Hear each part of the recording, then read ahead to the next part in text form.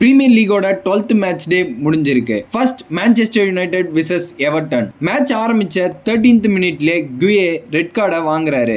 எல்லாருமே Manchester United இந்த மேட்சை வின் பண்ண போகுதுன்னு நினைச்சாங்க. பட் 29th மினிட்ல ஹால் எவர்டனுக்காக ஃபர்ஸ்ட் கோலை அடிக்கிறாரு. அதுக்கப்புறம் மேட்சை ஃபுல்லாக டிஃபெண்ட் பண்ணி சூப்பராக ப்ளே பண்ணி எவர்டன் மான்செஸ்டர் யுனைடெட் அகைன்ஸ்டா 1-0 வின் பண்ணியிருக்காங்க.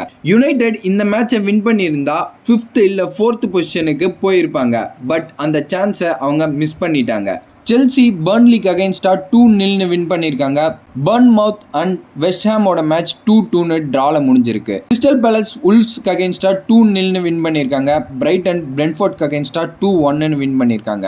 தென் நோட்டம் ஃபாரஸ்ட் லிவர்பூலுக்கு அகைன்ஸ்டா 3-0 வின் பண்ணியிருக்காங்க. லிவர்பூல் அவங்களோட கடைசி 5 பிரீமியர் லீக் மேட்சஸ்ல ஜஸ்ட் ஒரே ஒரு மேட்சை மட்டும்தான் வின் பண்ணியிருக்காங்க. ஃபுல்ஹாம் சதர்லாந்துக்கு அகைன்ஸ்டா 1-0 வின் பண்ணியிருக்காங்க. அண்ட் ஆஸ்டன் வில்லா லீட்ஸ் யுனைடெட்க்கு அகைன்ஸ்டா 2-1 வின் பண்ணியிருக்காங்க.